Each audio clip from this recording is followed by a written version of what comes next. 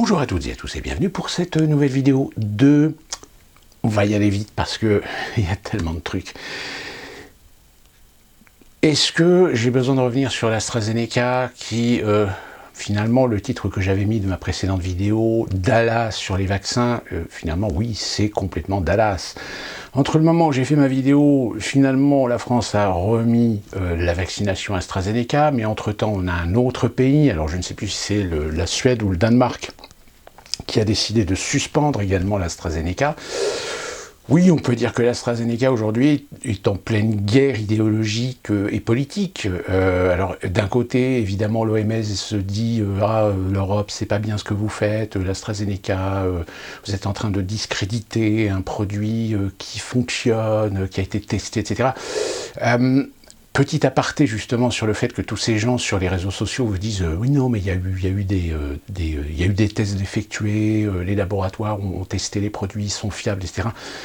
Non, il n'y a pas de laboratoires qui ont testé, ce sont les laboratoires fabricants eux-mêmes qui ont fait les tests, parce que ils sont obligés de suivre les protocoles qui sont établis et obligatoires, que ce soit à l'échelle d'État qu'à l'échelle internationale. Le seul problème, c'est qu'il n'y a pas eu de contre-test, c'est-à-dire que les services, on va dire, dans certains pays qui sont censés vérifier si les tests effectués par les laboratoires sont cohérents, et donc on fait une seconde session de tests, mais cette fois-ci indépendante, publique, pour comparer justement les tests avec les laboratoires, pour savoir si en effet on tombe un petit peu sur le même résultat. Or ces tests-là n'ont pas été faits. Pourquoi ? Tout simplement parce qu'il y a urgence. On est en urgence pandémique. Donc on compte sur une flopée d'experts pour valider ces fameux tests effectués par les labos. Et l'un de ces organismes qui est censé créditer la véracité, la viabilité de ces tests, c'est le fameux The Lancet. Sauf que le problème, c'est que tous ces gens qui disent oui, mais ça a été testé, ça a été prouvé par des tests faits en laboratoire, etc., donc c'est que c'est fiable. Oui, ils ont raison, mais ils ont tort aussi. C'est que on est dans une situation pandémique, on est dans une situation d'urgence, donc les autorités sanitaires, aussi bien nationales qu'internationales, ont fait l'impasse sur le protocole normal et compte sur la responsabilité, compte sur le professionnalisme, compte sur l'éthique de gens pour valider ces fameux vaccins, ces fameux traitements. Sauf que, doit-on rappeler ce qui s'est passé l'année dernière avec le Remdesivir ? Doit-on se rappeler ce qui s'est passé même avant, avec les protocoles qui, au fil des années et au fil des scandales, sont renforcés. Et s'ils sont renforcés, c'est à juste titre. Sauf que là, situation pandémique, situation exceptionnelle, donc décisions exceptionnelles, eh bien tout le monde se repose sur la responsabilité de chacun de donner son feu vert. C'est-à-dire que l'État français se repose sur l'organisme de santé nationale, qui lui-même se repose sur les décisions faites par l'OMS, qui elle-même se repose sur les validations faites par des experts, dont les publications sont faites par des organismes tels que le Lancet, et c'est tout. Mais en réalité, si on a des labos qui ont fait leurs tests correctement, ce qui n'est pas le cas puisque pratiquement tous les laboratoires, que ce soit Gilead, que ce soit AstraZeneca, que ce soit Moderna, ont fait des tests, mais en éliminant un certain nombre de catégories, en éliminant un certain nombre de pathologies, en éliminant un certain nombre de tranches d'âge dans leur panel de tests, finalement, on se repose là-dessus sur finalement des tests incomplets, mais qu'on valide parce qu'il y a une pandémie. C'est-à-dire qu'on a validé sur le plus grand nombre. Et aujourd'hui, qu'est-ce qui est en train de se passer avec l'AstraZeneca ? C'est tout simplement un règlement de compte politique, parce que l'Union européenne ne veut pas admettre que quand elle a signé le contrat avec AstraZeneca, elle s'est complètement viandée sur une clause, je ne vais pas revenir dessus. Mais d'un autre côté, vous avez aujourd'hui des gens qui, en effet, tirent la sonnette d'alarme en disant « Attendez, on a une pandémie, ok, on a un virus qui a un potentiel létal, ok. La principale inquiétude qu'on a vis-à-vis du Covid, c'est qu'on n'a pas de vaccin ou qu'on n'a pas de traitement comme on peut en avoir avec d'autres virus, parfois virulents et parfois même mortelle pour un certain nombre de pathologies, mortelle pour un certain nombre de gens, mortelle aussi dans certaines conditions, dans certaines circonstances. Mais on se sert justement de cette particularité qu'a le Covid-19, qui va devenir de toute façon un virus avec lequel il va falloir vivre, et donc qui retire le fait que tous ces gens qui disent retour à la normale, non, il n'y aura pas de retour à la normale. Il y aura une normalité, une nouvelle normalité qui sera dépendante de l'évolution que nous trouverons à vivre avec le Covid-19, tout comme nous avons trouvé un rythme de vie normal avec toutes les maladies encore courantes, tous les virus encore courants, dont le plus connu évidemment c'est la grippe, voire la tuberculose, etc. Mais derrière, le problème, c'est que clairement, il y a d'autres intérêts. Et ça, malheureusement, très tôt, et peut-être la faute à Internet, finalement, d'avoir révélé un certain nombre de questions, d'avoir apporté un certain nombre de réponses, d'avoir amené un certain nombre de faits, des faits d'ailleurs qui ont quand même joué sur des décisions ou sur des vérités concernant, par exemple, je rappelle le Remdesivir qui n'est pas un produit qui a été développé pour lutter contre la Covid, mais qui en réalité est un produit qui avait été développé par Gilead Science il y a de cela très très longtemps, mais comme le produit n'était pas très efficace sur ce quoi ils avaient développé, et bien ils se sont dit au moment de la Covid, bah tiens, on va essayer de leur filer parce que c'est justement un produit qu'on avait développé par rapport aux maladies pulmonaires, etc. Donc ils ont essayé de leur fourguer. Manque de bol, ça n'a pas marché. Mais cette affaire a révélé, un, des conflits d'intérêts, deux, les liens d'intérêt, enfin lien d'intérêt, conflit d'intérêt, c'est à peu près la même chose, il y a une petite nuance, mais... Et de trois, le fait que, aujourd'hui, un certain nombre d'institutions publiques, indépendantes, éthiques, eh bien se sont révélées finalement, équipées par des gens qui clairement, on a le droit de douter de leur éthique, et de leur sérieux, et de leur indépendance. Preuve en est, encore une fois, sur l'AstraZeneca, vous avez l'Agence des médicaments européens qui a validé l'AstraZeneca en disant que oui, alors c'est ça qui est formidable, parce que c'est un rapport c'est un ni oui ni non en fait. C'est-à-dire que non, il n'y a pas de preuve que les thromboses sont la cause, sont la conséquence, du vaccin AstraZeneca. Mais un peu plus loin, ils mettent... Mais ça ne veut pas dire que ça ne pourrait pas être une conséquence. Mais on n'a pas le lien aujourd'hui. C'est-à-dire qu'on n'a aucun lien sur le fait que la thrombose est due soit au vaccin ou à autre chose. Ou à une pathologie, ou un antécédent pathologique, ou un antécédent de maladie, etc.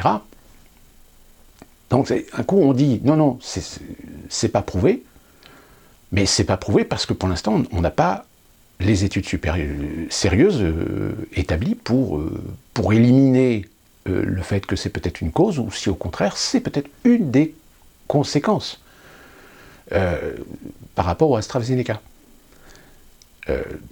Sauf que le problème, c'est que l'Agence des médicaments européens est aujourd'hui avec à sa tête une directrice qui a été autrefois, qui était dans une autre agence, dont je ne me souviens plus le nom exact, mais qui était lié évidemment à l'univers de la pharmacologie. Et il se trouve que cette société, enfin cette organisation, est essentiellement munie, d'un certain nombre d'acteurs qui appartiennent à des laboratoires, en l'occurrence Pfizer, en l'occurrence AstraZeneca, en l'occurrence tous les Big Pharma, enfin un certain nombre de gros Big Pharma, et c'est également une organisation qui a ses entrées au Parlement européen, donc qui a sa structure de lobbying. Vous voyez un peu le truc ? Finalement, quoi qu'on fasse, quoi qu'on dise, dès qu'on commence à gratter un petit peu, alors ça ne veut pas dire que tous les gens dans ces milieux-là sont corrompus, mais les gens qui ont une certaine autorité, un certain pouvoir, eh bien il y en a pas mal, quand même, où on a le droit de remettre en doute leur indépendance. Parce qu'ils ont des liens d'intérêt, voire des conflits d'intérêt. Alors les liens d'intérêt, ce n'est pas interdit d'en avoir, à partir du moment où ils sont déclarés. Sauf qu'évidemment, l'Union européenne ainsi que la France a fait en sorte que tous les documents, toutes les déclarations que ces gens sont censés faire, il est bien stipulé qu'ils ne sont pas obligés de tout déclarer. C'est-à-dire que vous avez des gens qui ont quand même fait des déclarations parce que si on remonte leur cursus, leur CV, où est-ce qu'ils ont travaillé, avec qui ils ont travaillé, etc., il y a un moment donné où ne pas dire qu'ils ont pu bosser avec ou pour Pfizer ou pour Gilead Science, etc., il y a un moment donné où ça peut porter préjudice à leur image. Donc ils sont quand même obligés de déclarer un certain nombre de liens. Maintenant, ces liens peuvent-ils être des conflits d'intérêts ? Il n'y a pas d'obligation d'étudier la question, si ce n'est dans le cadre soit de plaintes déposées ou soit d'enquêtes vilipendées par des organismes pour vérifier si ces gens qui ont des pouvoirs, si ces gens qui ont des pouvoirs de décision qui ont des conséquences sur les décisions même des États, preuve en est avec la France aujourd'hui, et le reconfinement de ces 16 départements, est-ce que ces gens-là, en fait, ne jouent pas le jeu des labos pour des questions de business et pas des questions de santé publique ? La question elle est posée, mais le problème c'est qu'évidemment il n'y a pas de volonté d'essayer d'apporter des réponses à ces questions, puisqu'il y a des organismes indépendants qui le font, mais évidemment quand ces organismes indépendants apportent les rapports, ils disent ouais mais ça c'est des rapports, c'est des organismes indépendants, c'est des conspirationnistes, ils font de l'approximation, c'est pas du journalisme, c'est pas de l'investigation sérieuse, etc. Parce que c'est pas des mouvements, c'est pas des organisations, c'est pas des structures officielles. Parce que si ces structures-là existent, c'est parce que les structures officielles, on n'a pas confiance en elles, parce qu'elles aussi sont corrompues. Elles aussi sont incapables, à un moment donné, de prendre le taureau par les cornes et de faire des enquêtes sérieuses. Sauf le jour où il y a des preuves, mais des preuves qui aujourd'hui, je rappelle, si on les met sur l'espace public, c'est illégal, puisque, je vous rappelle, il y a quelques années, il y a une loi européenne qui désormais punit tous les gens qui sont considérés comme étant des donneurs d'alerte et qui ont extrait des informations d'une entreprise pour prouver le délit ou le crime d'une entreprise. Et ça, malheureusement, c'est un délit. Donc en réalité, je dirais que l'AstraZeneca, ce n'est que la partie émergée d'un iceberg où aujourd'hui, toutes ces structures sur qui on devait avoir confiance, toutes ces structures qui étaient censées être des garde-fous contre le lobbying, contre le capitalisme, contre la fraude, contre tous ces crimes qui aujourd'hui ont parfois aidé à améliorer les protocoles de santé d'une manière générale, eh bien on se rend compte que ces organismes finalement, si à l'origine il y avait une bonne volonté de les créer, de les mettre en place, au fil du temps, il est évident que ceux qui étaient plus ou moins visés ou qui auraient pu être visés par ces organismes ou voir leurs intérêts nuits par ces organismes, eh bien on fait en sorte de les infiltrer finalement. C'est un peu comme une guerre finalement. Quand vous faites une guerre conventionnelle, vous avez besoin d'informations. Donc pour collecter des informations, vous faites quoi ? Vous faites de l'espionnage. Et même en dehors d'état de guerre. Aujourd'hui, on voit bien, les États s'espionnent les uns les autres. Alors il y en a de temps en temps qui disent, montrent du doigt, lui, il fait de l'ingérence, lui, il fait ceci, il fait cela. Oui, sauf que le problème, c'est que il y a une telle conviction d'être du bon côté de la barrière, c'est-à-dire d'être dans le camp des gentils, que les gentils, eux, ont le droit de le faire, mais pas les méchants. Si les méchants vous espionnent, c'est des méchants. Par contre, nous, les gentils, on a le droit de les espionner, parce que on considère que c'est des méchants. Et malheureusement, dans le milieu aujourd'hui de la santé publique, et je dirais même de la santé en général mondiale, on est en train de se rendre compte, à cause justement peut-être d'approximations, d'erreurs, de trop grande confiance en soi, d'autosatisfaction, eh bien vous avez des gens qui ont finalement donné la puce à l'oreille, à l'opinion, de se dire « Attends, il y a un truc qui ne va pas là, il y a un truc qui cloche ». Et finalement, ça a poussé des gens à creuser, et puis en creusant, on se rend compte que c'est quoi ce bordel ? Et là, l'AstraZeneca, force est de dire que c'est quoi ce bordel ? Alors, est-ce que l'AstraZeneca est-il dangereux ? Je dirais, il n'est pas plus dangereux que tous les traitements et tous les vaccins qui sont en cours aujourd'hui. Sauf que là où, peut-être l'erreur, et ça je l'avais déjà expliqué dans des précédentes vidéos, c'est que les autorités, au lieu de dire les choses honnêtement, en fait ils mentent, en réalité. C'est-à-dire qu'ils essaient de manipuler, ils essaient de faire de la propagande positive pour éviter les gens de se dire « Ouais, mais attendez, non mais on ne vous demande pas de réfléchir, on vous demande de suivre les instructions qu'on vous donne. On vous demande de vous soumettre. » Et dans cette politique de globalisation, je dirais, de manipulation, c'est-à-dire qu'on prend vraiment les gens pour des cons, c'est-à-dire, si on vous dit c'est bien, c'est que c'est bien.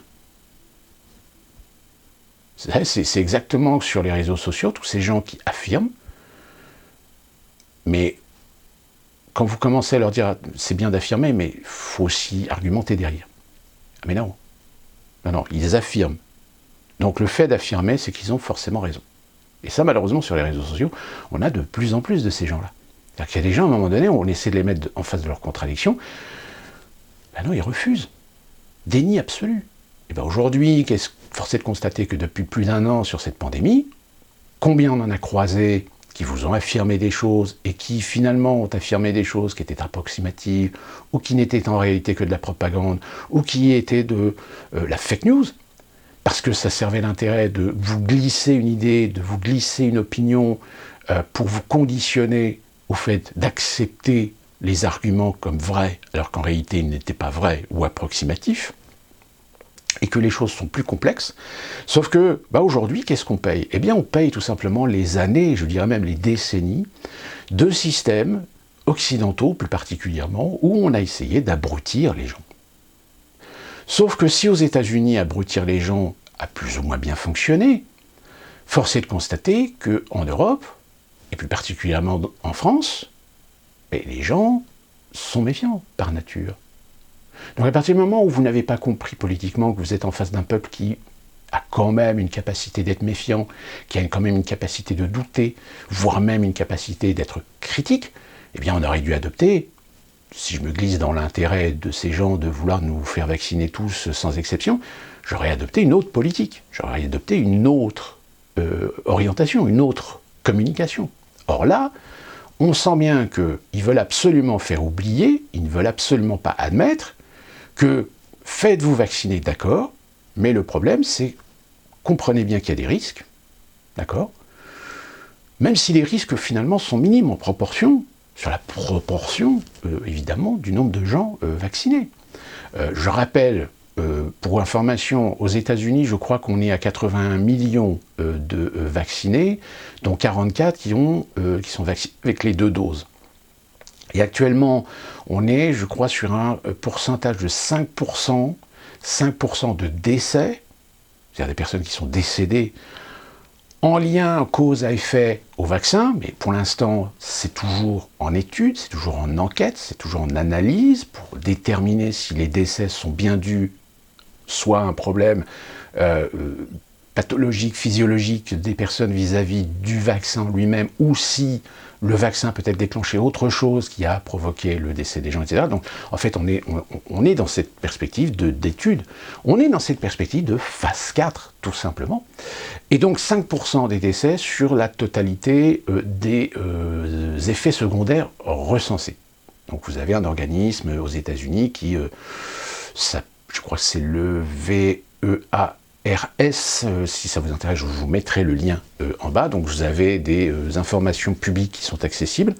Donc 5%. 5% de décès, encore une fois, je répète, des décès, mais dont on ne sait pas si c'est lié véritablement au virus ou pas. C'est actuellement en cours d'étude, c'est actuellement en cours d'analyse.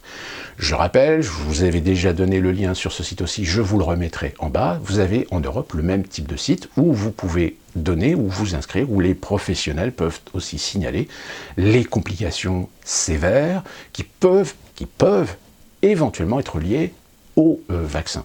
Et c'est ce qui s'est passé avec l'AstraZeneca, c'est-à-dire que vous avez à la fois des professionnels comme aussi des particuliers, qui, aussi bien aux États-Unis que... aux États-Unis, l'AstraZeneca n'est pas trop utilisé, je crois, je ne sais plus, confirmez-moi, mais je crois qu'on fonctionne uniquement sur le Pfizer et le Moderna actuellement aux États-Unis. Et donc, les chiffres, on les a, mais le problème, c'est que les chiffres, derrière, il faut valider les chiffres. Parce que pour l'instant, on a des chiffres sur des données, mais des données qui sont en cours d'analyse. Donc, en effet, aujourd'hui, vous avez... Alors récemment, il y a une étude effectuée, je crois, par des Danois et des Allemands, si ma mémoire est bonne, qui ont révélé que les personnes qui étaient victimes de thrombose, la thrombose était très certainement liée au vaccin. Donc évidemment, là, ça contredit évidemment tous ceux qui disaient mais non, ça n'a rien à voir, et puis de toute façon, on en revient à ce que je vous disais, c'est-à-dire on accepte le facteur bénéfice-risque. Et tous les mensonges qu'on a aujourd'hui sont, à mon avis, amplifiés par cet aspect qu'on ne veut pas que les gens prennent en considération le fait que nos gouvernements, que les autorités, eh bien, sont tout simplement en train de vous prendre pour des cobayes. Et que du fait que vous êtes des cobayes, eh bien, on accepte le sacrifice. C'est-à-dire qu'on est prêt à sacrifier des gens dans leur santé, dans leurs effets secondaires permanents qu'ils vont choper à cause de ce vaccin, voire des décès. Et je dirais même, pour étayer, pourquoi alors est-ce que la plupart des laboratoires se sont couverts vis-à-vis, soit des États, soit de l'Union européenne, pour que ce soit les États ou l'Union européenne qui prennent en charge les éventuelles plaintes qui pourraient tomber contre les laboratoires. Aux États-Unis, c'est un peu particulier parce qu'aux États-Unis, ils sont moins cons, c'est-à-dire qu'aux États-Unis, personne n'a voulu prendre la responsabilité d'assumer le massacre, finalement. Donc les labos, justement, contribuent avec les autorités américaines à élaguer le plus rapidement possible et de faire de la statistique sérieuse sur les conséquences de la vaccination, sur les effets secondaires, longs, permanents, ou à court terme, ou voire même les décès. Justement pour pouvoir, derrière, si jamais il y a des plaintes, parce que je pense que des plaintes, il y en aura, mais ce seraient des plaintes individuelles, si jamais il y a des plaintes sur ces vaccins, tout dépendra de la proportion. Et pour l'instant, je dirais qu'à la limite, on fait que de la spéculation, parce que, comme je vous l'ai dit, on aura une vision beaucoup plus claire sur l'efficacité de tous ces vaccins que l'année prochaine, en 2022. Donc concernant toutes ces affaires, je dirais, que ce soit AstraZeneca, et je pense qu'on va encore avoir d'autres polémiques, d'autres scandales, parce que ça ne fait que à peine 6 mois que les vaccinations ont commencé à travers le monde. Autre question, mais dont on en parle très très peu finalement dans les médias, c'est que si pour l'instant on est dans l'incertitude, on manque un peu de visibilité concernant l'efficacité des vaccins aujourd'hui, même si je le répète, sur Internet, sur les médias sociaux, il y en a qui disent « mais non, c'est faux, ils sont efficaces, ils ont été prouvés à 95, 98%, etc. » Non, ils ont été efficaces que sur des panels de quelques dizaines de milliers de personnes. Là, on est en train de faire des vaccinations sur des millions de personnes, des centaines de millions, voire bientôt des milliards. Donc, proportionnellement, ce que vous avez obtenu, et encore dans des tests, encore une fois de plus, je le dis, si vous regardez bien dans le détail l'ensemble des tests qui ont été effectués par tous les laboratoires sur leurs produits, on se rend compte qu'il y a quand même eu une sélection pour justement faire ressortir quelque chose de plus positif dans les résultats que de faire un test, on va dire, sur un panel représentatif, je dirais, de l'ensemble de la population mondiale. Et encore une fois de plus, sachant que chaque pays a, je dirais, une situation de santé globale de sa population qui est différente. Il est évident que les Européens sont, à peu de choses près, beaucoup mieux en santé, je dirais, ont des meilleures santé que le peuple américain. Que le peuple même chinois, je veux dire, surtout les Chinois très concentrés dans la plupart des grandes villes, des grandes métropoles chinoises, etc. Vous avez quand même des gens qui ont des pathologies où ils ne sont pas très en bonne santé, on va dire. Mais ça, malheureusement, c'est un petit peu le cas, je dirais, un peu partout, de tous ces gens qui passent la plupart du temps, passent la plupart de leur vie, de leur existence, dans des grands centres urbains, là où c'est évidemment un petit peu plus pollué qu'à la campagne. Et donc, on va voir, je dirais, raison gardée. C'est à peu près le message que je pourrais donner à tous les rageux qui nous tombent dessus sur les réseaux sociaux pour essayer de nous discréditer lorsqu'on pose quand même des postulats. Ça ne veut pas dire qu'on remet en question, qu'on dit qu'il ne faut pas se faire vacciner. Il faut simplement dire les choses honnêtement, et les choses de façon réelle, en disant, voilà, si vous faites vacciner, oui, en effet, il y a 99,9% de chances que vous n'ayez aucune conséquence ni aucun effet secondaire. En revanche, si vous n'êtes pas forcément très conscient de votre pathologie, si peut-être vous êtes atteint de quelque chose, mais dont vous ignorez l'existence, parce que vous n'avez peut-être pas su retranscrire certains signes de certaines maladies, ou parce que vous n'avez pas été voir votre médecin régulièrement, ou parce que vous n'avez pas... enfin, voilà, je veux dire, ça aussi, ça existe. Et la plupart des gens d'ailleurs qui décèdent sont des gens, majoritairement, c'est une moyenne d'âge qui dépasse, allez, on va dire, 55-60 ans. Hein, et encore une fois de plus, avec des gens qui ont certainement des pathologies ou des antécédents médicaux, voire même des antécédents dont ils ne connaissaient pas ou n'avaient pas conscience, qui ont été à l'origine des complications vis-à-vis du vaccin. Et encore, je rajouterai aussi, pour ceux qui n'auraient toujours pas compris la chose, c'est que le vaccin ARN, nous n'avons aucun recul. Le ARN, proprement dit, a déjà été testé sur des maladies rares, mais là, forcément sur des individus de façon très isolée, de façon très marginale, donc on ne peut pas en tirer la conclusion, si, ça marche, l'ARN, la preuve, c'est... Non, l'ARN a été utilisé en traitement thérapeutique expérimental. Donc on reste dans l'expérimental. Il n'y a pas aujourd'hui de produit, ou alors moins de ma connaissance, qui utilise de l'ARN à grande échelle. J'en ai pas entendu parler en tout cas. Peut-être qu'il y en a, mais... Donc, on est en train tout simplement d'expérimenter, en même temps que d'apporter peut-être une solution à une pandémie, mais on apporte la solution en faisant croire aux gens que le vaccin, tant que... en fait, le message qui est problématique, c'est ça. C'est il faut que tout le monde se vaccine. Puis une fois que tout le monde sera vacciné, on pourra retourner à la normale. Ce qui est faux. Ce qui est complètement faux. C'est un mensonge, mais total. La preuve, c'est que si jamais il y a des gens qui vous disent « mais si, on pourra retourner à la normale », je dis « non, vous ne retournerez pas à la normale ». Premièrement parce que le Covid, on va vivre avec. C'est pas parce que tout le monde va se faire vacciner, que ce soit avec le Pfizer, l'AstraZeneca, le Moderna ou même le Sputnik, que tout d'un coup, du jour au lendemain, le virus il va disparaître. Pourquoi ? Mathématiques.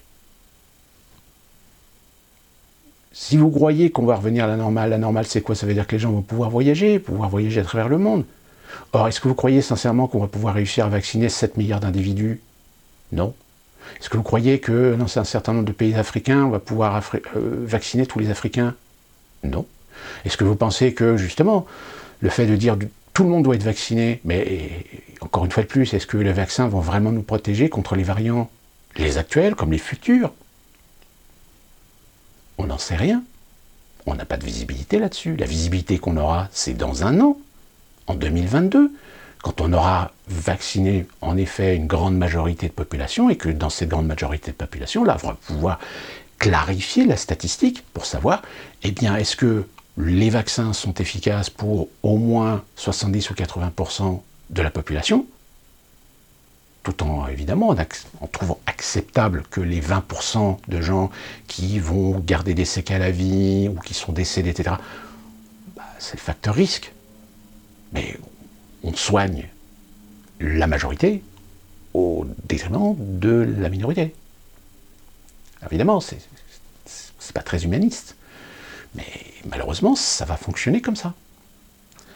Et le danger, en revanche, à l'inverse, c'est que si d'un coup ils se rendent compte, je sais pas, au mois de septembre, au mois de décembre, que les statistiques, ça continue, voilà, on a des pics de contamination qui remontent, qui redescendent, qui remontent, qui redescendent, etc., avec des variants, d'autres variants, avec les tests PCR, ça y est, l'OMS a admis que les tests PCR avaient des défauts et déclaré des faux négatifs, voire même des faux positifs.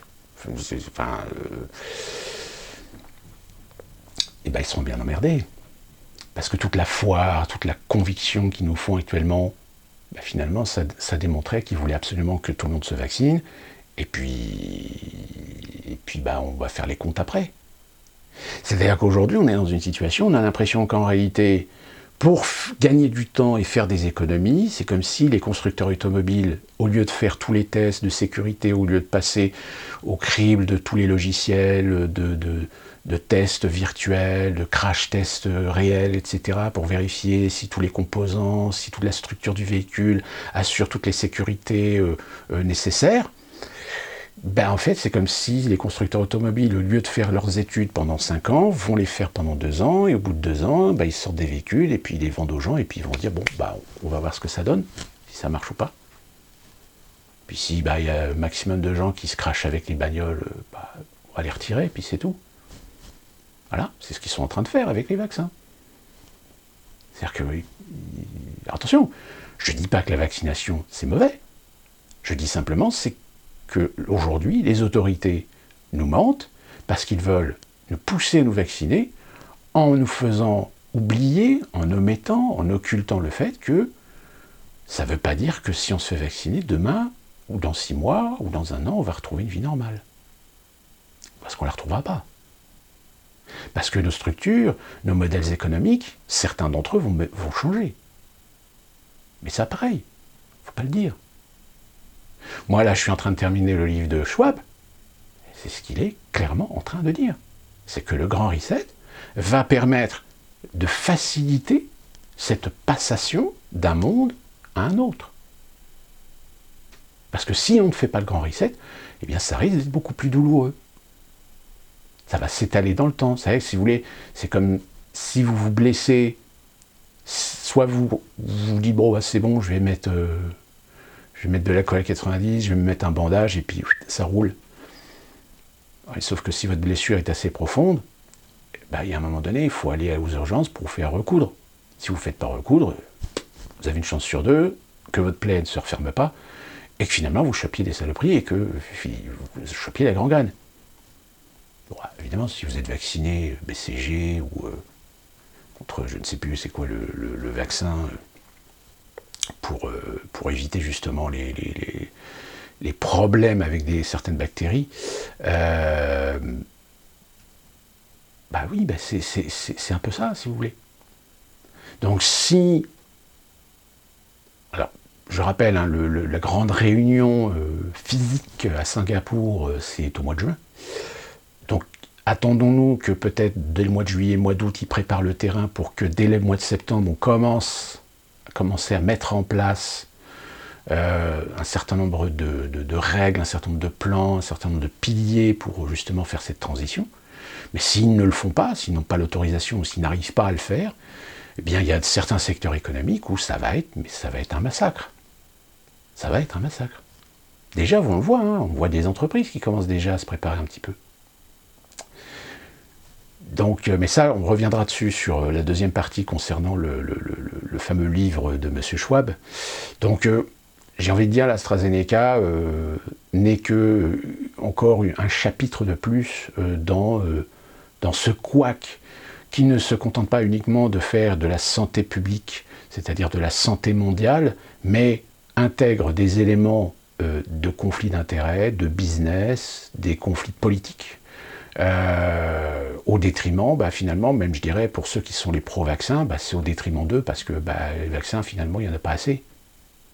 Hein, je ne sais plus dans quel pays, je crois que c'est en Grande-Bretagne, où il y a eu des rendez-vous de pris par des Britanniques pour se faire vacciner, et finalement les Britanniques ne sont pas allés au rendez-vous. Donc là, ils sont en train de récupérer les doses pour faire des dons à d'autres régions pour les campagnes vaccinales.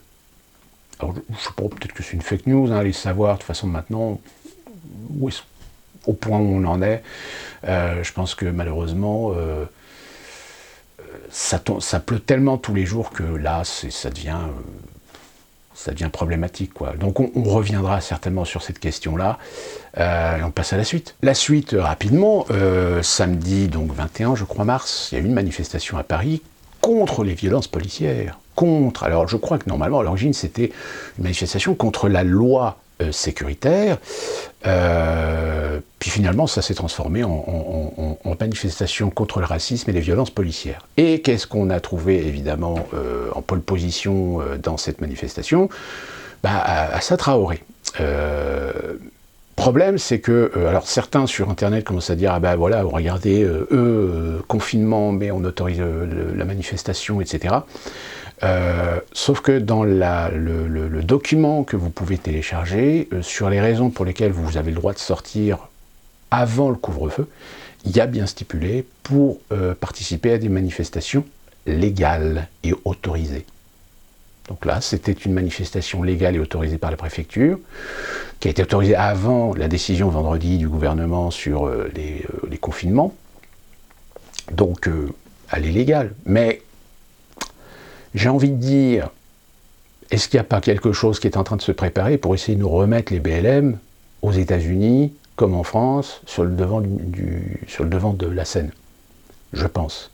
Il suffit de voir les vidéos, si vous ne l'avez pas vu, si vous ne les avez pas vues, je vous invite à aller voir le petit zapping que j'ai fait sur le dimanche 22 mars, 20 mars, pardon, 20 mars. Donc c'était le samedi 19 qu'il y avait la manifestation. Donc j'ai fait un petit zapping dimanche 20 mars et j'ai trouvé 2 vidéos de cette altercation qu'il y a eu avec Assa Traoré. C'était lors d'une manifestation pour défendre la culture qui avait lieu devant, je crois, l'espace Odéon à Paris. Or, il se trouve que Assa Traoré a voulu s'intégrer. Alors, certains disent qu'elle a été invitée. Alors, je pense qu'à mon avis, elle a été invitée. Elle a été invitée parce que se trouvaient évidemment dans les manifestations certains syndicats plutôt de réputation à aussi un petit peu mélanger les choses, à mettre un petit peu tout le monde dans le même panier, profit opportuniste, on va dire. Et donc, ils ont invité Assa Traoré. Sauf qu'Assa Traoré, quand elle est arrivée, elle s'est trouvée confrontée à des gens qui ne voulaient pas la voir dans la manifestation. Et donc, évidemment, c'est le genre de personnalité qui, si vous lui dites, non, excuse-moi, mais tu ne rentre pas, qui tout de suite, évidemment, là, va monter sur ses grands chevaux, va commencer à vous gueuler dessus, à aboyer dessus. Je suis désolé, mais j'en ai rien à foutre qu'elle soit black, mais elle parle pas aux gens, elle aboie dessus, elle nous aboie dessus. Et donc, évidemment, elle a monté le ton, donc mentons le ton. C'est-à-dire, déjà, on ne cherche pas à apaiser les choses, on ne cherche pas à négocier, on ne cherche pas à avoir un peu de diplomatie, non, là on fait de la provocation, on agresse. Et donc face à l'agression de Assa Traoré qui s'est vu refuser de participer à la manifestation, eh bien elle a monté d'un ton, sauf que derrière il y a des gens qui ont commencé à dire mais putain mais ferme ta gueule.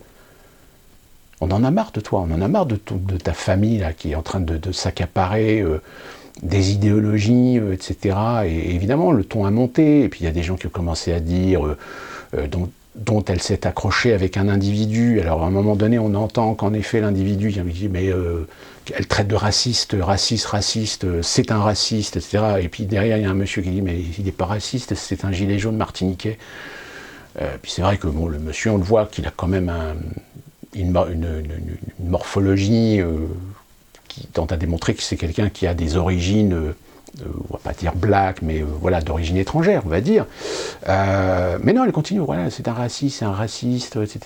Et le mec, évidemment, il manque peut-être un petit peu de diplomatie lui aussi, et de subtilité, et finit par lâcher, mais de toute façon, toi, tu détestes les Blancs, tu détestes la France, retourne dans ton Mali, etc. Voilà ce que le mec dit. Et il n'en suffisait pas moins que pour que Assa Traoré monte évidemment encore plus sur ses grands chevaux, qu'elle traite tout le monde raciste, et derrière on entend une voix d'une nana qui commence à dire en effet, vous êtes une sale race. Bon là, en effet, c'est un propos raciste. Et à un moment, la nana, elle commence à dire, on entend aussi la même voix dire, de toute façon, vous êtes des fascistes, vous êtes des antisémites, etc., à propos de Traoré. Et dans la seconde vidéo, alors cette vidéo évidemment c'est celle qu'on a vue dans les médias, on n'a pas vu la première, et on entend des gens dire ah oui mais vous n'avez pas entendu, il y a eu des propos antisémites. On n'a pas entendu de propos antisémites. Et Assa Traoré, alors apparemment il y a une élue aussi qui était présente, mais évidemment elle a fait son show. Alors ce qui est assez amusant, alors je vous invite à bien regarder la vidéo, ce qui est très amusant c'est qu'on la voit comme ça de profil. Elle parle évidemment aux CRS qui sont devant elle, et de temps à autre, hop, elle regarde bien si la caméra est bien fixée sur elle. Donc elle fait son show en fait. Donc elle est en prestation là.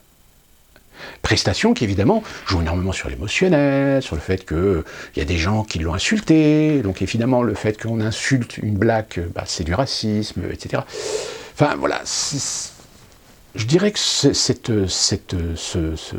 événement Alors ce qui est assez amusant, c'est dans la première vidéo, à un moment on entend une voix de quelqu'un qui certainement parlait au niveau de la manifestation, qui commençait à dire surtout ne montrez pas les images actuellement, ne montrez pas les vidéos de ce qui est en train de se passer, ce n'est pas représentatif, c'est un acte de violence qui ne représente pas la manifestation, etc. Enfin, on sent bien qu'il y a vraiment, là, il y a de la tension, quoi. Il y a de la tension, c'est-à-dire d'un côté, on essaie de faire des choses, mais sous contrôle idéologique, donc des syndicats, des mouvements, etc. Mais dans ces manifestations, en effet, arrivent des gens qui, je pense, à un moment donné, se rendent compte qu'ils sont dans une manif, mais qui n'est pas une manif, qui est en fait un ersatz de manifestation, qui est bien contrôlé, qui est bien soutenu, qui est bien alimenté, qui est bien agrémenté, qui est bien entouré, pour justement faire en sorte que l'effet de masse fasse qu'après on vende l'argument, on vend de l'argumentaire de la manifestation.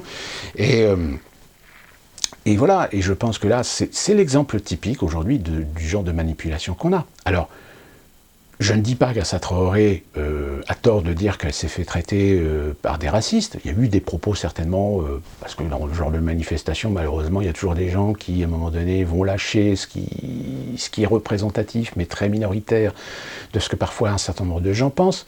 Mais c'est aussi tout à fait symbolique du fait de la malhonnêteté derrière pour instrumentaliser un événement et le tourner en son avantage, en déformant même parfois des propos de gens qu'ils n'ont pas tenus. Je rappelle ce monsieur qu'on entend, il dit « Oui, vous n'avez pas entendu, il y a eu des propos antisémites. » Il n'y a pas eu de propos antisémites, il y a une dame qui a traité Assa Traoré d'antisémite. Nuance, il n'y a pas eu de propos antisémites. Vous voyez, mais voilà, c'est toute la nuance de fait. Et tout ça pour dire que, et là je vais revenir sur les États-Unis, on sent bien aux États-Unis que les choses vont peut-être, je ne sais pas ce qui va se passer, mais je vous rappelle que là cette semaine, alors je crois que c'est demain, va voir le verdict, je crois, le verdict concernant l'affaire de Chauvin. Ce fameux policier qui est à l'origine du fameux genou sur la nuque de George Floyd qui a provoqué sa mort.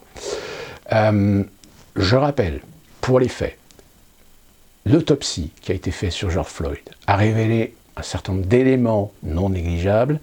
Le fait que sur les vidéos des policiers, on entend bien George Floyd qui, avant même d'être mobilisé et neutralisé, disait déjà à l'avance qu'il avait du mal à respirer. Il semblerait que d'après les autopsies qui ont été effectuées, George Floyd souffrait d'un problème dû à certaines consommations de certains produits. Et de fait, à ce moment-là, au moment de son interpellation, il commençait à avoir un problème d'insuffisance respiratoire. Ce qui est tout à fait, à mon avis, vrai, parce que quand on entend sa voix, il a une voix de quelqu'un qui a du mal un petit peu à respirer. C'est souvent d'ailleurs ce qu'on peut entendre des fois chez certains Américains qui ont malheureusement des problèmes de santé assez graves, surtout chez les gens qui fument beaucoup, à qui on dit qu'il faut qu'ils arrêtent de fumer, mais qu'ils n'arrivent pas, ils n'ont pas la volonté d'arrêter de fumer. Et donc ça c'est un des éléments, il y a d'autres éléments. Si je retrouve l'article, je vous mettrai l'article. Alors désolé, il est en anglais, donc utilisez peut-être le traducteur Google. Et il y a différents éléments qui, en effet, mettent la puce à l'oreille à un certain juriste de dire que peut-être, si ça se trouve, Chauvin sera acquitté. Il sera acquitté pourquoi ? Parce que il n'a fait qu'appliquer une procédure. Alors, après, est-ce que la justice va prendre en compte, à un moment donné, le fait qu'un policier exécute des procédures, mais il a aussi autorité, à un moment donné, à, je dirais,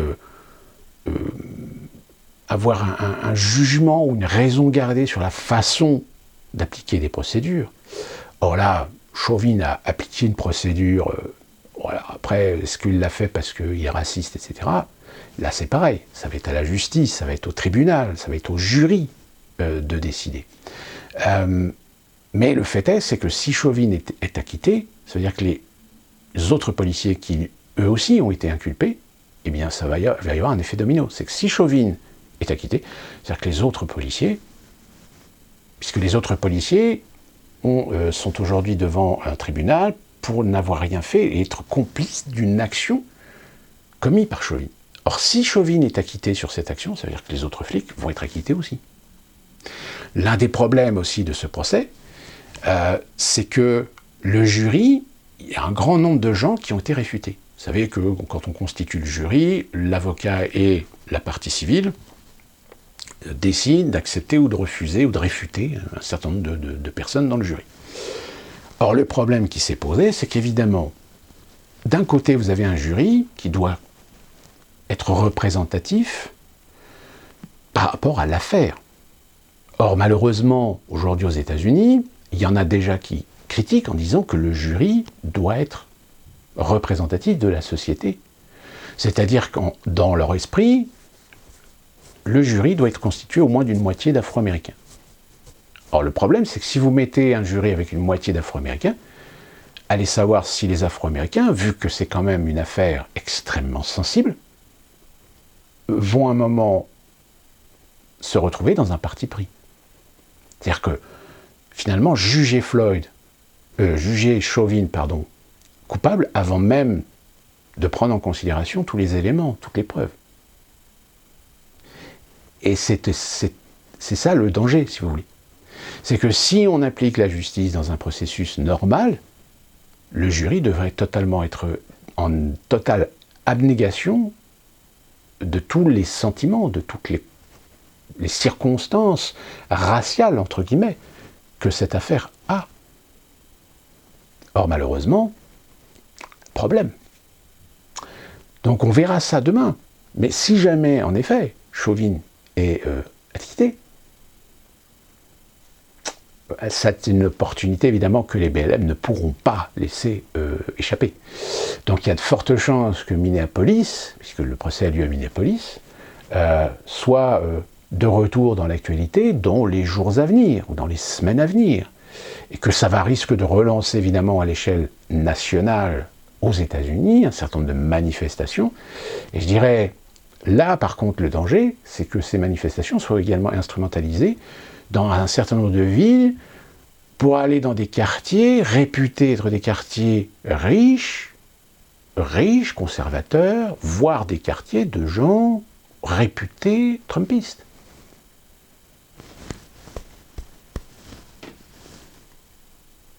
Peut-être, je dis bien peut-être, hein, parce que, encore une fois, il y a eu une situation comme ça où c'était à très haut risque, et puis finalement, il ne s'est pas passé grand-chose. Il y a eu en effet des manifestations, mais finalement, il n'y a pas une mobilisation énorme. Mais là, comme on constate bien que les BLM ont plus ou moins un peu disparu des médias, même aux États-Unis, comment relancer la machine ?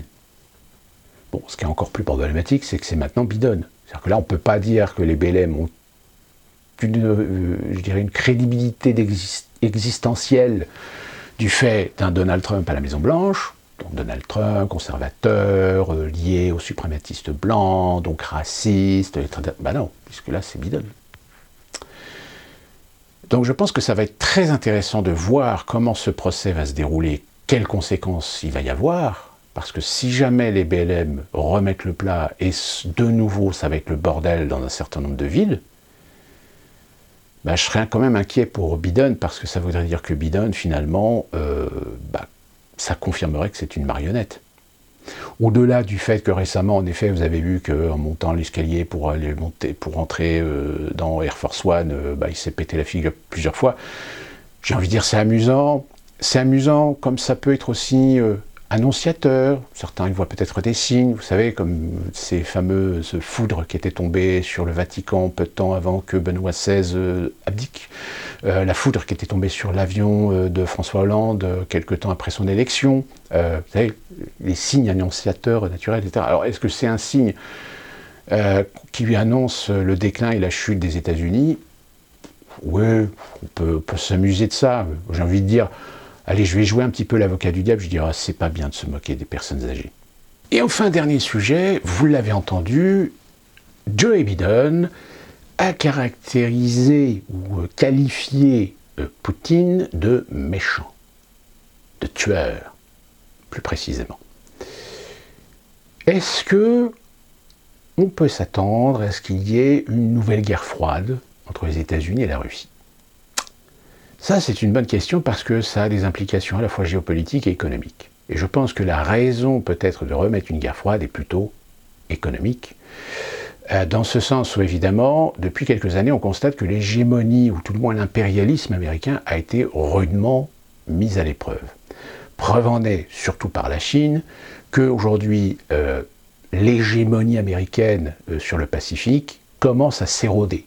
On a eu des accords de libre-échange qui ont été signés entre différents pays asiatiques en concurrence avec ce que les Américains voulaient mettre en place, déjà, mais ils voulaient faire un autre accord plus extensible avec un certain nombre de contrées du Pacifique, à tel point que cet accord asiatique qui est en opposition à l'accord que les Américains voulaient signer, l'Australie et la Nouvelle-Zélande sont rentrés dedans. Et on a même aussi la Grande-Bretagne qui voudrait éventuellement aussi y tirer un intérêt, étant donné que maintenant elle est en dehors de l'Union européenne, à la limite elle fait un petit peu ce qu'elle veut. Ce qui évidemment met un petit mécontentement quand même de la part des Américains et de Washington sur le fait que il y a de la résistance finalement. C'est-à-dire que non seulement il y a de la résistance, mais il y a de la concurrence. C'est-à-dire que cette concurrence, elle a toujours existé, mais sauf que les Américains avaient toujours réussi à trouver les outils pour faire en sorte que on tue en fait le poulet dans l'œuf, finalement.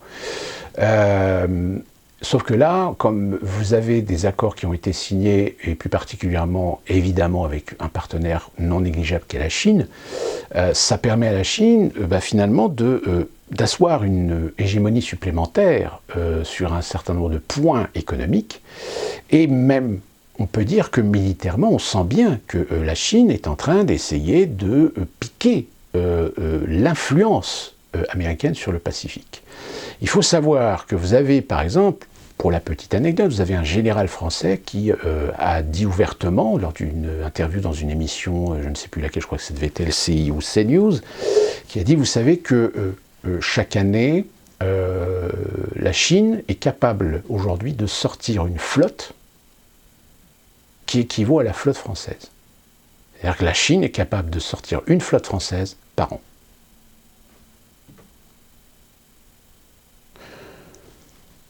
J'ai envie de dire, si en effet, il est très délicat aujourd'hui pour les États-Unis d'attaquer la Russie sans à un moment donné prendre conscience que derrière, il y a la Chine, vu que les relations entre les États-Unis et la Chine sur le plan économique sont plutôt mauvaises, puisque là, il y a une réunion à Anchorage, en Alaska, entre justement les Américains et la Chine, et il se trouve que ça s'est très très mal passé.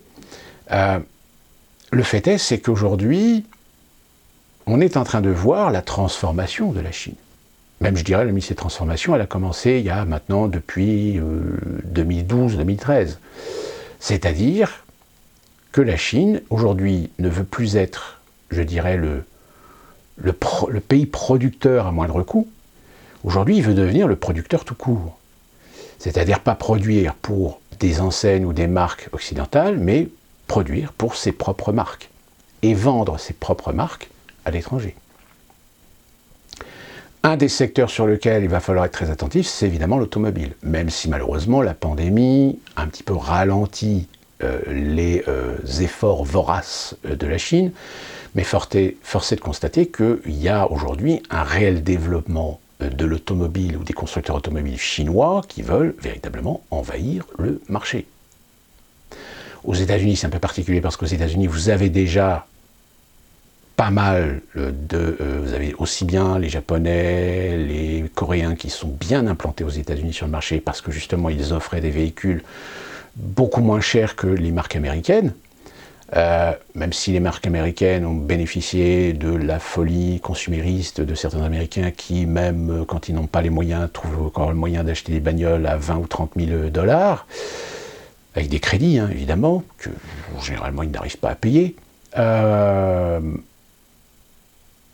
Oui, la Chine aujourd'hui va être un partenaire vorace.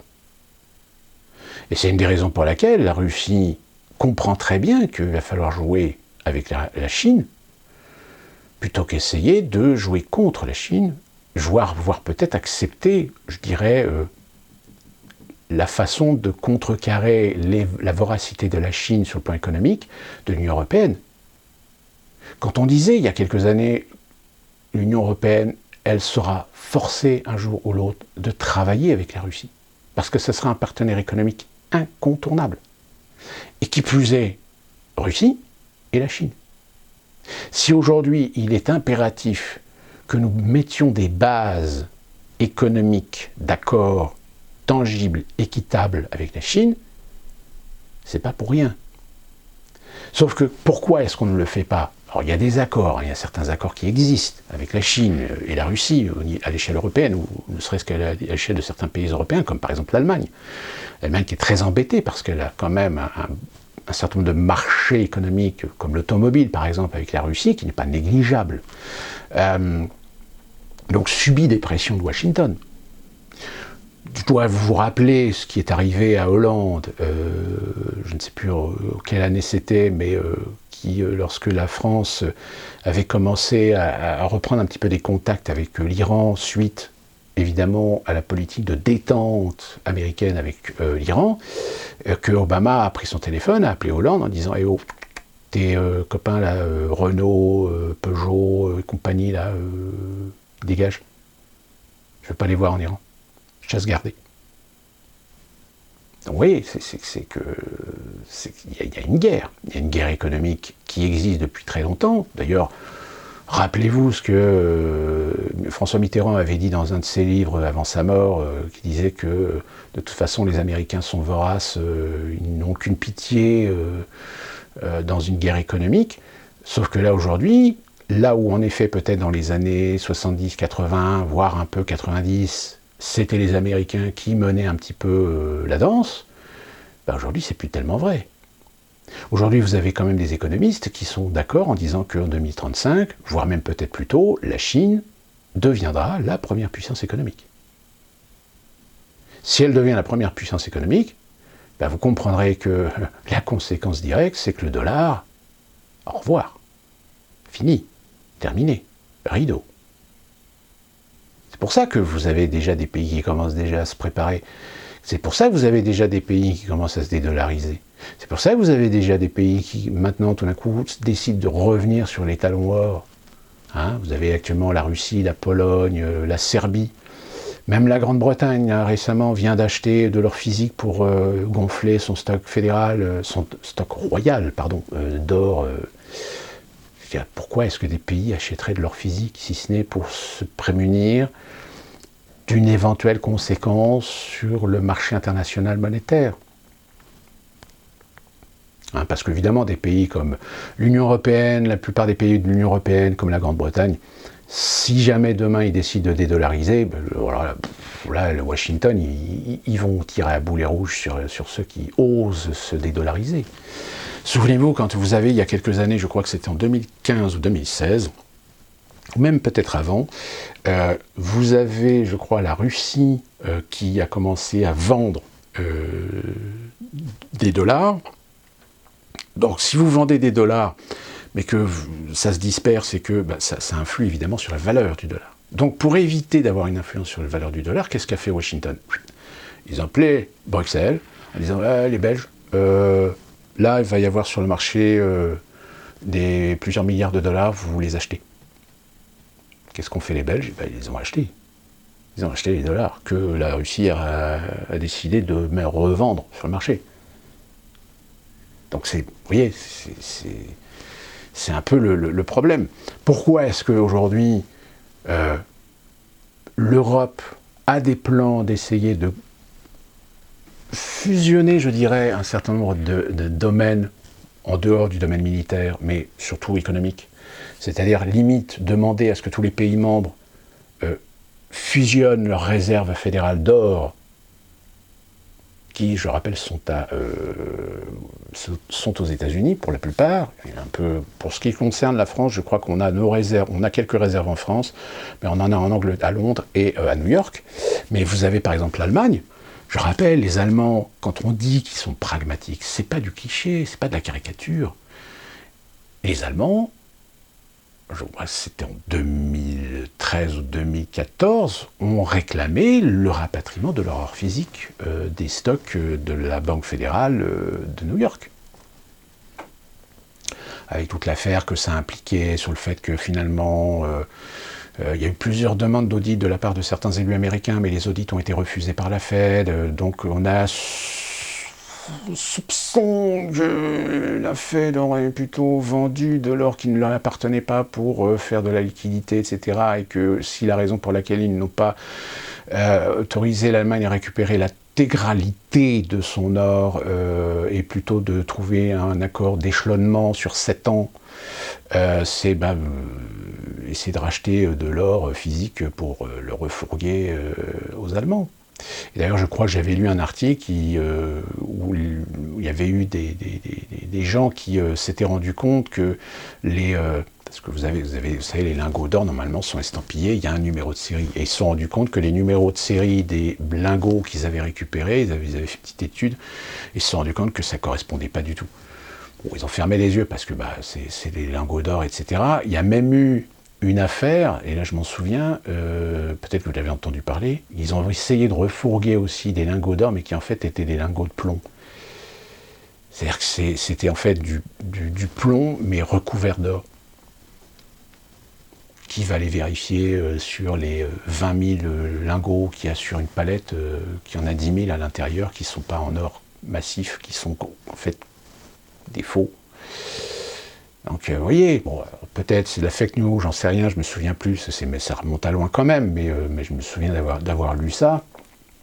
Donc c'est tout ça pour revenir que quand vous avez des pays, et ça rejoint ce que j'avais dit dans la vidéo du Texas, le Texas qui se reconstitue une réserve physique d'or, je dis bien physique, hein, pas leur papier, hein, leur papier ne correspond à rien. Parce qu'en réalité, vous achetez l'or papier, c'est-à-dire qu'en fait, vous achetez pas de l'or physique, vous achetez en fait une promesse d'équivalent or physique, mais en réalité, le papier que vous signez, il n'y a pas l'or physique derrière. Il n'existe pas. Il existe peut-être le jour où vous réclamerez de récupérer cet or physique, mais en réalité, les procédures, les contrats sont faits en sorte que vous ne les récupériez jamais. Vous ne pourrez jamais faire la convertibilité physique de votre or papier, parce que il n'existe pas en physique. Donc c'est qu'il y a bien une raison. Il y a bien une raison qu'il y a aujourd'hui des gens qui sont peut-être des professionnels très compétents en matière économique, analyse économique, etc., qui sont conscients que le marché monétaire est mort, mais qu'il se tient à niveau, qu'il se tient à flot avec une dominance du dollar, parce que justement, toutes ces monnaies sont dans le rouge, sont déjà dans le trou. Et que si l'une d'entre elles venait à se péter la gueule, donc plus spécifiquement focalisée sur l'euro et le dollar, ça va faire un effet domino. Donc vous avez des pays quand même qui disent on ne va pas rester nos capitaux sur du dollar, on va plutôt vendre nos dollars et récupérer en valeur sûre, c'est-à-dire de l'or physique. Hein, ça fait déjà plusieurs années que vous avez beaucoup de forums de gens qui font comme ça des petits spéculateurs, etc. Et c'est intéressant d'y aller parce qu'on voit vraiment, c'est là qu'on voit les craintes s'exprimer et voir des gens qui demandent des conseils pour savoir sur quelle devise éventuellement on pourrait se rabattre. Alors il y en a qui parlaient du dinar, des dinars marocains, je crois, dinars marocains ou tunisiens, je ne sais plus, je crois que c'est marocain. Il y en a d'autres qui parlaient de la couronne suédoise. C'est vrai que la couronne suédoise est une monnaie qui reste encore relativement stable. Donc voilà, on cherche des moyens de réinvestir de l'argent dans des valeurs sûres. C'est comme aujourd'hui les marchés. Pourquoi est-ce que aujourd'hui vous voyez, alors c'est le cas aux États-Unis, dans toutes les grandes agglomérations, on voit des constructions partout. C'est-à-dire que ça construit partout. On construit des buildings, etc. Ils sont vides, hein, mais on construit partout. Tout simplement parce que c'est un moyen d'investir de l'argent dans une valeur sûre. Ce qu'on appelle, dans notre expression très française, investir dans la pierre. Au moins la pierre, même si elle ne dévaluera pas à zéro. C'est-à-dire que, à moins que ça soit une ruine, mais Mais quand vous achetez, vous faites construire un immeuble à 1 million de dollars, même si demain le dollar s'effondre, l'immeuble vaudra toujours quelque chose. Hein, il vaudra peut-être un quart de moins ou un tiers de moins de sa valeur, mais il vaudra, quelle que soit la monnaie, quel que soit l'équivalent, il vaudra toujours quelque chose. Donc c'est pour ça qu'actuellement aux États-Unis on construit partout. C'est pour ça qu'à New York il y a une frénésie de construction de buildings toujours plus hauts, où on vend des appartements, des lofts, des penthouses, comme on dit, à coups de millions, etc. Justement, je voulais regarder un petit peu récemment, un petit peu voir le marché. J'ai remarqué que le marché immobilier à Los Angeles, par exemple, alors, quand je dis marché immobilier à Los Angeles, c'est toutes les grandes maisons, hein, les gros trucs. Hein, ben on se rend compte qu'il y a quand même certaines baraques, des super baraques. Hein, j'en ai vu une, par exemple. J'essaierai de retrouver la vidéo, je vous la mettrai en lien parce que vous verrez un petit peu par vous-même. Il y a une maison qui est vraiment superbe, avec une vue sur Los Angeles et une vue sur le fameux Hollywood Sign. 9 millions de dollars. Bon, en revanche, vous avez d'autres maisons dans certains autres quartiers, dans certains autres endroits. Je pense particulièrement à Pacific Palisades, du côté de Malibu, du côté de Santa Barbara, etc. Où là, bon, là c'est des baraques à 40, 50, 60, voire des 100 millions, mais voilà, c'est vraiment des grosses baraques de célébrités, où là c'est des multimilliardaires qui se font construire leur propre baraque dans certains coins. Mais il y a certains endroits près de Los Angeles qui étaient des endroits très chers, qui étaient des endroits où les baraques pouvaient se vendre à 15 ou 20 millions de dollars. Bah aujourd'hui, on sent que les prix ont un peu tendance à se tasser. Inversement, à New York, pour préserver le marché, vous avez même aujourd'hui des promoteurs immobiliers de certains buildings, qui étaient des buildings à l'origine des buildings de bureaux, qui sont en train de reconvertir soit en habitation, soit passer des accords avec des sociétés pour faire de la location, genre Airbnb, ou vous savez, Airbnb, hein, je rappelle, Airbnb, normalement, c'est des particuliers. Je dis bien, normalement, à l'origine, c'était des particuliers qui mettaient en location leurs biens. Sauf que bah, aujourd'hui, vous avez des sociétés qui se sont spécialisées pour racheter des appartements, pour acheter des maisons, et en réalité font leur business en mettant sur Airbnb ces lieux en location. En fait, ce ne sont pas des lieux où des gens habitent, ce sont des lieux qui en fait sont à louer. Voilà, c'est des locations, sauf qu'en dehors de passer dans le principe des locations, et c'est le cas en France par exemple, en France vous avez beaucoup de gens qui font ça, en France c'est un peu particulier parce qu'il y a aussi le principe des gîtes, qui a le vent en poupe aujourd'hui. Si aujourd'hui vous voulez vraiment vous lancer dans quelque... Enfin, aujourd'hui, quand cette histoire de pandémie sera un petit peu terminée, etc., si au niveau du tourisme, il y a de plus en plus de demandes sur les gîtes en France. Parce que voilà, c'est des endroits où il y a de plus en plus de touristes aujourd'hui qui veulent pas découvrir la France uniquement que dans les grandes villes ou Paris, mais qui veulent découvrir la France dans la province. Et aujourd'hui, il y a un marché qui existe. Bon, même si le marché là, c'est vraiment un petit peu tassé, etc., mais je pense que c'est par exemple un des secteurs sur lequel aujourd'hui le gouvernement devrait jouer énormément, c'est-à-dire essayer d'alléger un petit peu les charges, faire des aides un peu plus substantielles au développement du tourisme dans certains endroits de France, par l'intermédiaire du gîte, parce que bah, comme ça, je pense que c'est très apprécié de la part de gens. Alors attention, pareil, il faut qu'il y ait un suivi, il faut qu'il y ait une organisation, il faut qu'il y ait une structure qui existe déjà pour contrôler que les gens sont vraiment passionnés de partager la culture française, de partager des moments, de partager l'art culinaire, etc., dans le cadre de gîtes, que des gens qui rachètent des trucs et vas-y, je te mets une douche à 10 francs et que je te loue ça, alors que c'est dégueulasse, qu'ils en ont rien à foutre, qu'ils sont très mal, même qu'ils reçoivent très mal les gens. Ça, faut surveiller tout ça. Je pense que ça existe, ça doit être surveillé, ça doit être contrôlé. Contrairement à Airbnb, malheureusement, même s'ils essayent de contrôler, mais Airbnb aujourd'hui c'est devenu un truc tellement mondial, c'est très mondialisé, mais Airbnb ne peuvent pas contrôler tout le monde. Donc du coup, il y a des fois, ça arrive que vous croyez avoir trouvé une perle pas trop chère, et puis du coup, vous vous retrouvez dans un taudis. Voilà, et ça, malheureusement, ça commence à jouer un petit peu en défaveur de Airbnb, et jouer en faveur de certaines sociétés qui, aujourd'hui, sont en train de se développer, et ils vont forcément faire concurrence à Airbnb. Sauf évidemment si Airbnb fait jouer de ses relations pour casser dans l'œuf ceux qui sont en train de jouer la concurrence contre eux. Enfin voilà, je m'égare, mais tout ça pour revenir que aujourd'hui, Moi j'ai entendu des gens me dire mais regardez l'immobilier ça repart, ça construit partout. Je dis non, l'immobilier ne repart pas. C'est parce que vous avez aujourd'hui des investisseurs qui n'ont plus de secteur boursier dans les marchés, etc., qui permet à la fois de placer l'argent et d'avoir du gain. Donc ils vont sur de la valeur refuge. Et la valeur refuge, c'est soit des valeurs physiques, de la matière première, ou l'immobilier. Je veux dire, il n'y a pas photo. Aujourd'hui, il y a beaucoup de banques qui survivent, justement, grâce, et ça fait partie un petit peu d'ailleurs des politiques liées un petit peu à ces problèmes de CDS, c'est-à-dire des gens qui ont signé des CDS, qui ont tout perdu, et que les banques récupèrent les maisons, et que ces maisons-là, en fait, ils les vendent dans l'eau, en fait. Ils les vendent dans l'eau. Donc voilà, c'est du spéculatif, purement et simplement. Spéculatif sur la valeur aussi. Dont aussi la légende, mais c'est pas une légende, je confirme, il y a beaucoup d'Afro-Américains qui ont dénoncé le fait que dans certains quartiers, des quartiers proches de centre-ville ou de villes américaines, aujourd'hui il y avait une véritable pression sur ces quartiers.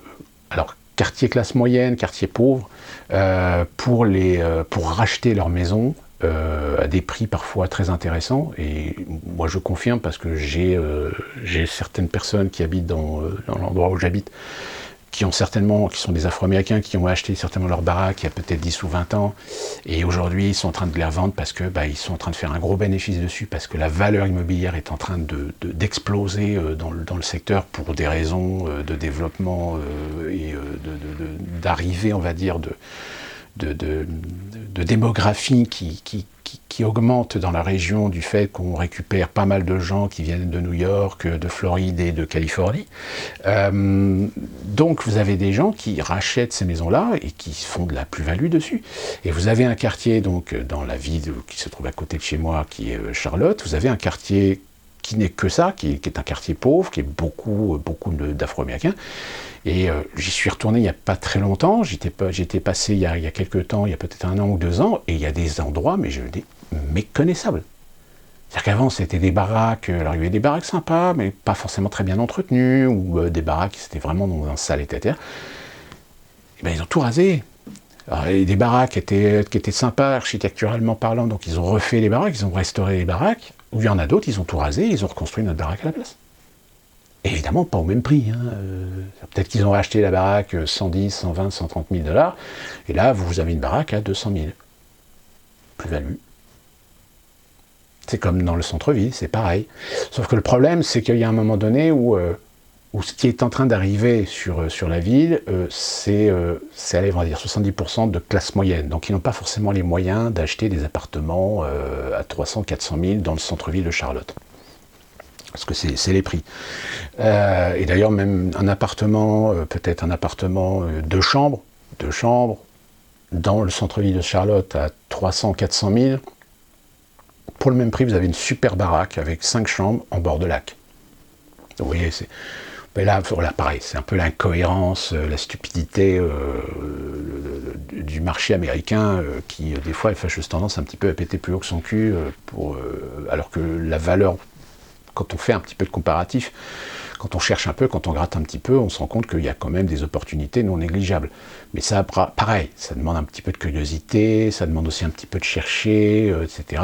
Malheureusement, il y a beaucoup d'Américains qui tombent un petit peu dans la facilité, qui font un peu trop confiance à certaines personnes, parce que justement, encore une fois, on en revient à la déresponsabilisation, à l'infantilisation, c'est-à-dire que voilà, je ne veux pas prendre de responsabilité, donc je donne la responsabilité à quelqu'un de me trouver la baraque que je veux, etc. Sauf que la personne, elle va vous trouver une baraque, mais vous allez payer la baraque 200 000, alors que le même quartier, une autre baraque plus grande, elle vaut 150. Mais voilà, ils se sont fait arnaquer de 50 000. Donc voilà, c'est un peu... C'est pareil en France, malheureusement, c'est en train d'arriver aussi en France. C'est déjà le cas d'ailleurs. Donc tout ça pour dire, voilà, que aujourd'hui, vous avez des pays qui sont en train de faire comme aujourd'hui certaines grosses entreprises, certaines grosses multinationales, c'est-à-dire qu'ils se rabattent sur des valeurs sûres, comme je vous l'ai dit, les métaux, les matières premières, l'immobilier, voire peut-être encore sur du marché monétaire, sur un certain nombre de produits, dont ne nous cachons pas le fameux Bitcoin qui actuellement atteint des sommets, mais bon, je rappelle, le Bitcoin c'est très instable.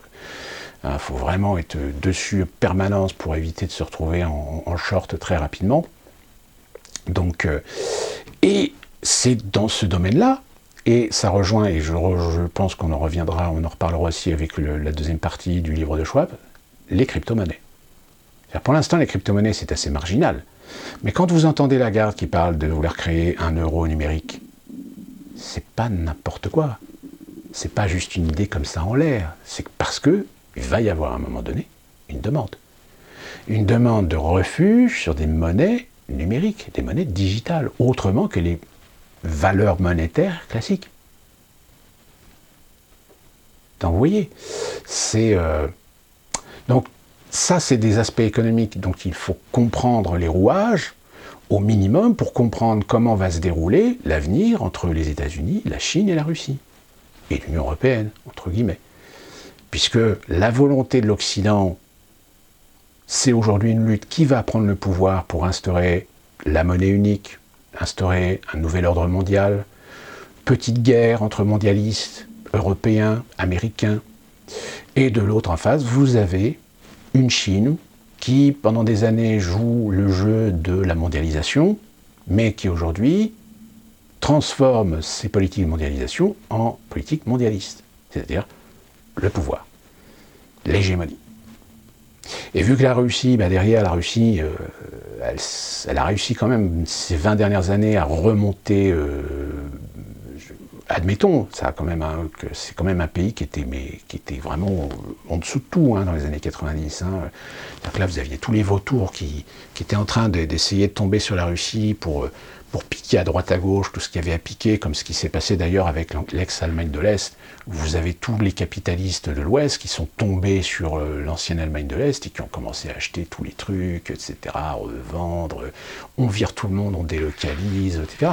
Et c'est ce qui aurait pu se passer, ce qui s'est un peu passé d'ailleurs avec la Russie. C'est qu'à un moment donné, la Russie s'est commencé à voir se faire dépouiller par des sociétés privées avec la complicité des oligarques. Et d'ailleurs, c'est pour ça que je vous dis attention, Navalny, ce n'est pas un réel opposant politique. Navalny, c'est une marionnette, c'est la pupette des oligarques russes qui veulent dégager Vladimir Poutine pour ouvrir ensuite les portes aux mondialistes occidentaux. Qu'on soit très clair sur la question. Donc, évidemment, l'Occident a tout intérêt à faire passer la Russie, à faire passer Poutine pour le pire du pire, pour le dictateur, l'islam, enfin pas l'islamophobe, mais l'homophobe, et la Chine. La Chine, c'est un peu particulier parce que la Chine a quand même réussi à mettre la main sur un certain nombre de marchés dont un certain nombre de pays, même européens, sont dépendants. Donc déjà, vous voyez, on n'a pas vu venir le vent du fait que, à force de trop vouloir jouer le capitalisme avec les Chinois, on ne s'est pas rendu compte, on n'a pas fait attention, ou peut-être on l'a fait exprès aussi, finalement de devenir trop dépendant, comme ça a été le cas d'ailleurs avec les Saoudiens, les Qataris, etc. C'est-à-dire qu'on va aller chercher l'argent là où il y a de l'argent, mais en sacrifiant derrière un certain nombre de valeurs, un certain nombre de principes qui ne correspondent pas du tout à l'éthique du marché, à l'éthique économique, voire même culturelle du pays. Donc à partir de là, on va se retrouver en effet dans un conflit qui va s'incrémenter, je dirais, aussi sur des aspects sociaux, sur des aspects civilisationnels. Et je dirais, à la limite, que ça rejoint ce que je dis depuis très longtemps dans mes vidéos, c'est qu'on veut la destruction des États-nations, on veut la division au sein des peuples, on veut créer même à la limite des guerres civiles, des guerres civilisationnelles, pour justement, à un moment donné, imposer une autorité suprême, et comme ça, on ne pose plus de questions de savoir est-ce qu'on est pro-russe, est-ce qu'on est avec les Russes, est-ce qu'on est avec les Chinois, on est contre les Chinois, est-ce qu'on est pour la paix dans le monde, est-ce qu'on est humaniste, et les droits de l'homiste, etc. Oui, mais ta gueule, de toute façon, on s'en fout parce que de toute façon, on va modifier les lois, etc. Donc il y a un moment donné où je pense qu'il même tous les droits de l'homiste qui s'imposent sur les réseaux sociaux, je peux vous dire qu'il n'y en a pas un qui tient la route. Ce qui Il y en a même des fois qui sont des droits de l'homiste et qui vous disent, bah vas-y, rappelle-moi le premier article de la Constitution française. Non, j'ai histoire qu'on rigole. Hein, parce que je rappelle quand même que la Constitution, quand vous avez des gens qui vous disent, alors j'entends bien que là c'est des gens en fait qui réagissent de façon émotionnelle, qui utilisent un argument dont eux-mêmes ne maîtrisent pas le tenant. Mais quand vous avez par exemple des manifestations qui sont interdites, etc., vous avez des gens qui disent le droit de manifester, c'est un droit, c'est une liberté. Oui et non. La Constitution prévoit que tout citoyen a le bénéfice de jouir de toutes les libertés que la Constitution lui octroie, à condition de ne pas entrer en contrariété avec ce que la loi dicte. Vous voyez la subtilité de la chose? C'est la Constitution française. C'est ce qui est inscrit dans la Constitution. C'est-à-dire que la Constitution vous dit, vous avez des libertés, vous avez des droits fondamentaux de liberté, sauf si elles vont à l'encontre d'une loi. Donc vous pensez bien que ça a été créé en 1789.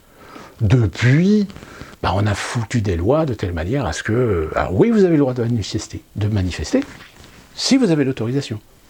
Si vous n'avez pas l'autorisation, vous n'avez pas le droit. Oui, vous avez le droit d'exprimer vos opinions, mais on a fait une loi de telle manière à ce que si vous montez sur un cube, comme on peut le voir, les fameux orateurs qu'il y a dans la culture anglo-saxonne, si vous montez dans un cube sur une place d'une ville française, et vous commencez à vous adresser aux gens et à parler du sujet, etc., c'est considéré comme un trouble de l'ordre public. Pourtant, c'est de la liberté d'expression, vous faites mal à personne. Vous exprimez des idées, vous exprimez des opinions aux gens. Après, les gens ont la liberté de passer, de ne pas vous écouter, etc. Oui, sauf que le problème, c'est qu'en France, on a considéré que ça peut générer un conflit. Qui dit conflit dit trouble. Qui dit trouble dit des gens qui vont se battre. Donc, trouble de l'ordre public. Voilà, c'est la loi. Ça fonctionne comme ça. Donc vous comprenez pourquoi les gens... Alors peu importe les origines, on dit souvent les gens de gauche, les socialistes, les bien-pensants, etc., qui sont droits de l'hommiste, etc., quand on les écoute, en fait ils parlent plus avec de l'émotionnel, avec du sentiment, avec de l'opiniâtreté, mais dans la réalité de fait, ces gens ont tort. Ces gens n'ont pas raison. Ils ont raison sur le principe, mais dans la réalité de fait, non. Pourquoi? Parce que des circonstances, des lois, des événements, des personnes, des comportements, des attitudes, des idées vont du tout au tout changer la donne sur ce que vous avez le droit de faire ou pas faire.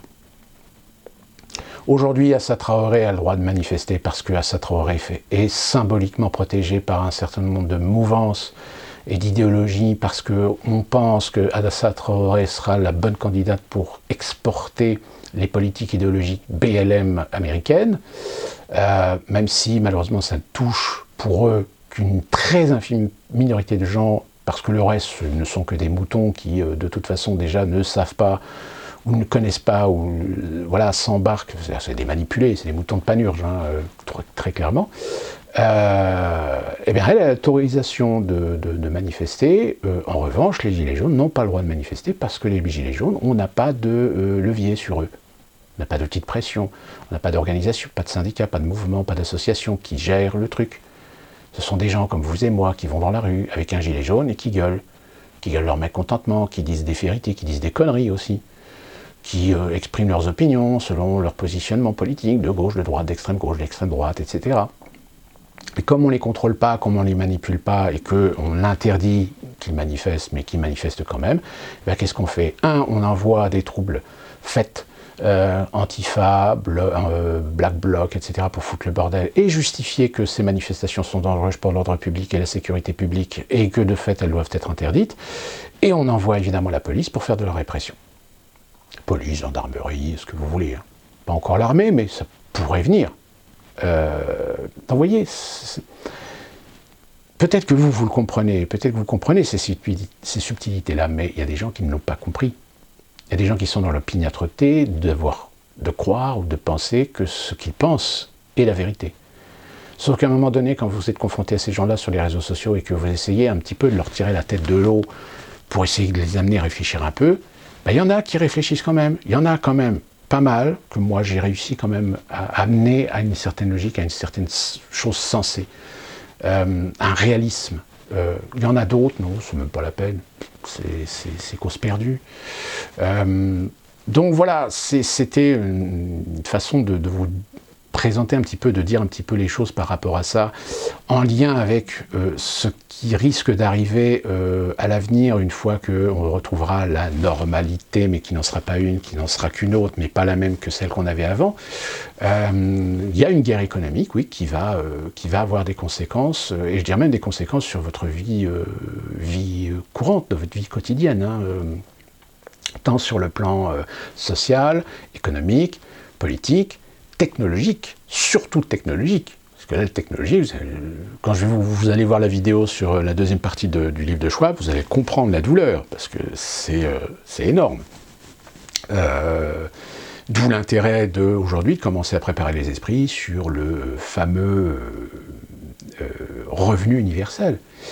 Parce que le revenu universel, on va être obligé d'y venir, parce que l'automatisation, la dématérialisation, etc., il y a un moment donné, il n'y aura plus suffisamment de boulot pour tout le monde.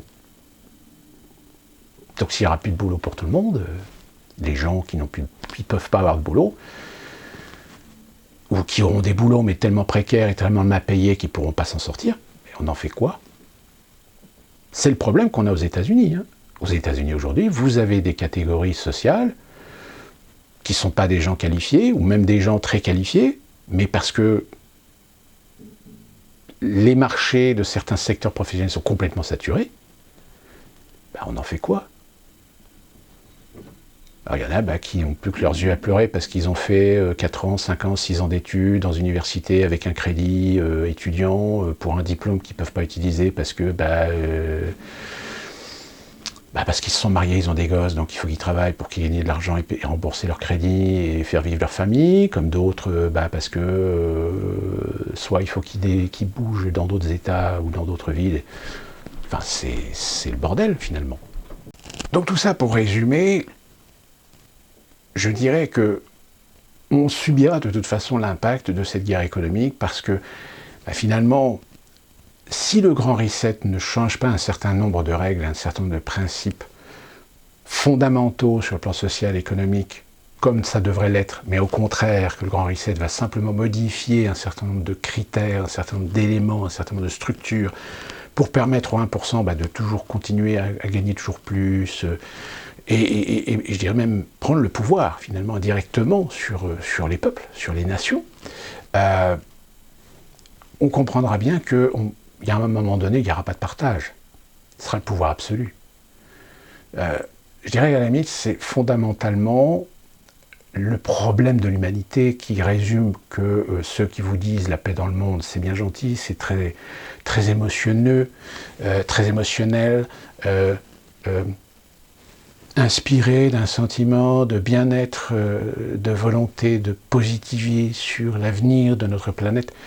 Mais malheureusement, tant qu'il y aura des États-nations, tant qu'il y aura des peuples, tant qu'il y aura des tribus, tant qu'il y aura des traditions, tant qu'il y aura des cultures, tant qu'il y aura des religions, il n'y aura pas jamais de paix dans le monde, parce que même si un certain nombre de pays majoritairement arrivent à s'entendre, avec des compromis, avec, je dirais, des barrières, des garde-fous, surtout en ce qui concerne les pays qui ont des cultures différentes, mais et encore,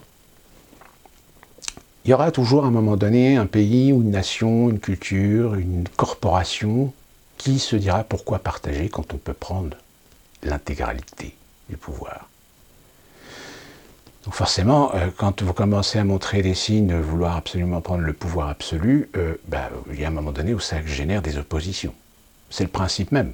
Et c'est encore plus vrai dans les démocraties, puisque la démocratie, par excellence, c'est l'art du débat, du débat d'idées, de combats politiques, idéologiques, pour séduire, faire une proposition, faire un projet au peuple, et le peuple décide par le vote démocratique. Même si, malheureusement, on a l'impression que ça se galvaude un petit peu et que ça commence un petit peu à dériver. Pour terminer, je reprendrai une idée que j'ai entendue et qui me paraît tout à fait juste. C'est que, Aujourd'hui, on est dans une phase où la pandémie a augmenté le sentiment des uns de vouloir préserver la démocratie au sein des mondialistes, je parle bien même dans la mondialisation d'une façon générale, sauf qu'a émergé au sein de ces gens-là, des gens qui se sont dit « Non, peut-être qu'en effet la démocratie, on est arrivé au bout du bout, et qu'il faudrait peut-être réfléchir à un autre système. » Et c'est là que ces gens-là, eh bien, ils regardent vers la Chine. Ils disaient finalement, les Chinois, peut-être que c'est eux qui ont le manuel de ce que doit être l'avenir. Le totalitarisme, mais le totalitarisme qui laisse une liberté substantielle, on va dire, acceptable, à partir du moment où vous ne remettez pas en compte le régime, à partir du moment où vous ne contestez pas les décisions du régime. Et je peux vous dire que dans les mondialistes, il y a de plus en plus de gens qui commencent à en rêver de ce système.